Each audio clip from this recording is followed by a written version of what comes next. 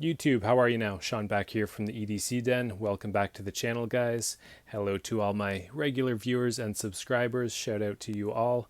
All right, guys, Spyderco Knives. Here's my Spyderco collection. It's pretty modest, right? I mean, we're looking at 11 knives. That's less than one knife a year since I've been collecting. I think that's pretty good. And you can see just by the models here that there's nothing too recent. So these were acquired kind of at the beginning of my collecting years, about 12 years ago, and haven't added any Spydercos to the collection in quite some time. Anyway, let's take a look at what I do have here and maybe why they ended up in my collection. First of all, Spyderco is a phenomenal knife company. Very innovative. They do have some great designers working for them, and as well as some really great collaborations that they get involved with. The Spyderco opening hole. It's better than the thumb stud, guys, isn't it? I prefer it. I'm a spider hole guy over a thumb stud when possible. Other manufacturers have started adding little ovals or circles or cutouts, and I do prefer that to the thumb studs. With that said, it did take me some time to warm up to the look of these. The first time I was seeing Spyderco knives, they were early versions of the Endura and the Delica, and they had similar kind of plasticky FRN handles and the opening hole, and I just wasn't there yet. I wasn't sold, wasn't interested, just wasn't willing to give Spyderco a look. But of course, if you're into EDC and knives, you're just going to keep seeing Spydercos. Eventually you're going to pick one up and check it out. I kind of started maybe not where most people would start with Spyderco. I saved my pennies early on and went with this carbon fiber Spyderco Calypso 3. It's a mouthful. The Calypso 3. Excellent knife. It's made appearances on the channel before. It is a great knife to EDC with this, lightweight structure. It's milled out liners, and the carbon fiber handles makes for a nice light package. I'm a fan of the wire clip. I think it carries really well.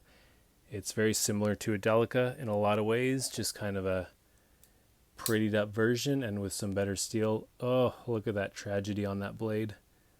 I used it for years, guys, and I was pretty young when I started using this, and it did see some abuse. With that said, the edge is still very nice.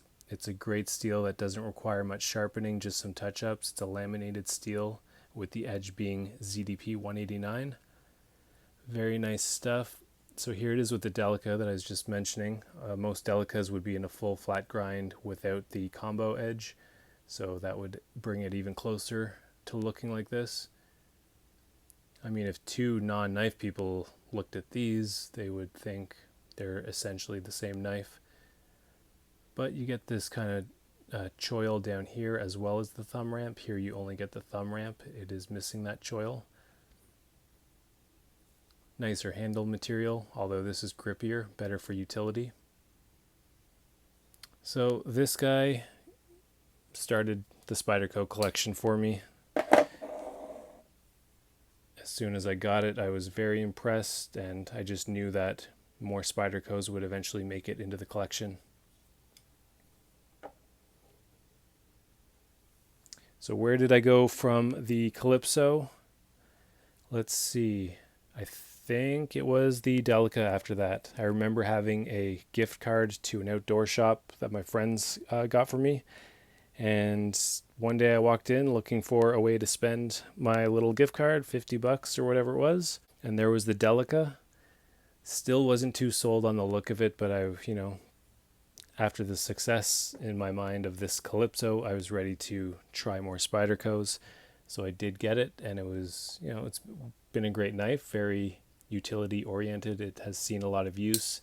It now resides in the kitchen drawer, and it gets used for kitchen tasks, not necessarily for food, but packaging and stuff like that. You can see some spotting on the blade. That is from, my wife took this knife to Mexico, and I think it was like, I don't know, what do ladies do with their Spydercos? Like, I think she was like cutting limes on the beach to make margaritas, honestly. Thanks, dear. no big deal. It's a user, and that's just fine. Have your margaritas and enjoy. um, from there, I think I probably went to the Endura just to have a giant Spyderco knife. You can see I'm starting to get more comfortable with the FRN at this point, and this was just very, very useful, big knife, lots of camping trips and picnics. So kind of put this into like a food processing application, I guess, when I was camping or going to the cabin, stuff like that.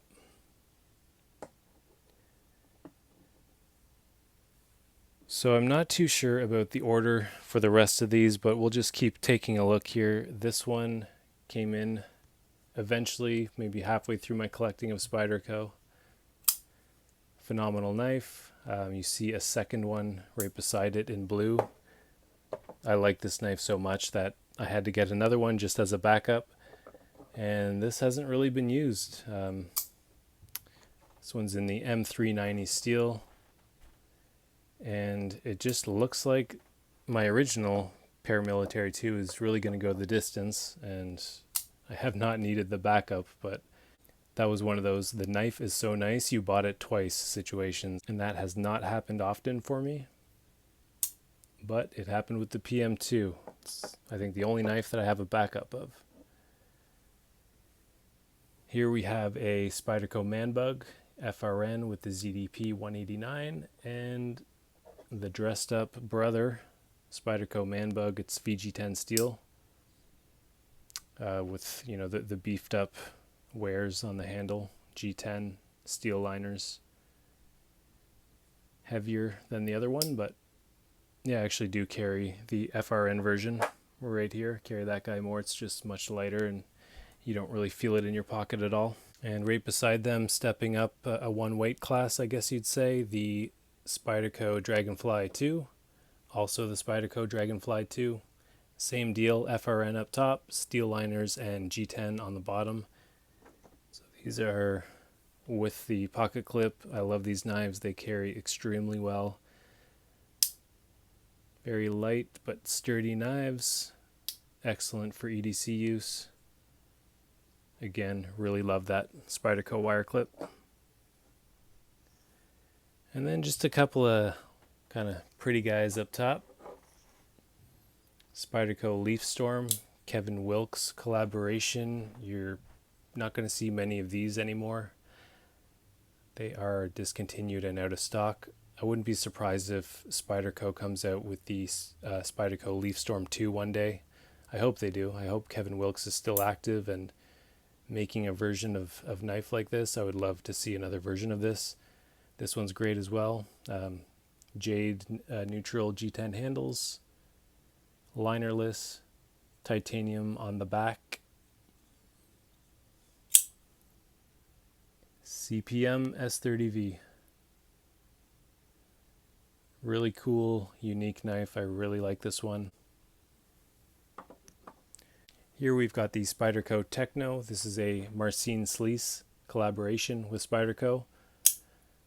Hope I was close enough on pronouncing your name. CTS XHP steel. This is the first generation Techno. You can still get the Techno, but it doesn't quite look like this. I'm not too sure how it differs. It's very similar. This is the first generation. It's got that blue G10 backspacer, which, you know, I could take it or leave it. I'd probably rather see something else, a different color there maybe, but man, did Spyderco start a monster with this thing. I think every single company copied them after this. I think Spyderco was first, but I've seen this kind of gear shift, not gear shift, but gear pattern spacer with the funky standout color. And then everybody reviews the knife and they go, oh, look at that blue. Doesn't that pop? You got to say it like that. Doesn't it pop, guys? It's pretty cool. I'll take it, but yeah. I'd be fine with other colors or a different material, you know, metal or wood or I don't know. Spyderco just has phenomenal fit and finish, and I keep hearing other YouTubers talk about the Taiwan factory. Taichung, Taiwan. believe that guy is from the same. These are US made. The others are believe Japan. US made on top as well. But yeah, this was kind of in an era of knife making where everyone wanted to make the beefy, small, stubby titanium knives. And look how thick this guy is. Holy moly.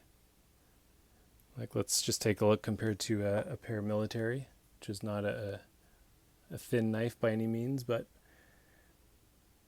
you can see the difference.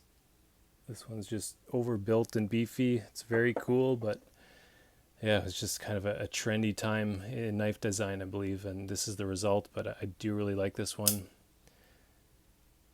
A unique, cool little knife. I do still carry it. Alright guys, so there is a look at my Spyderco collection. I would be more than happy to do a more in-depth look at any of these knives. If you're interested in that, please let me know in the comments. Thank you all so much for watching and subscribing.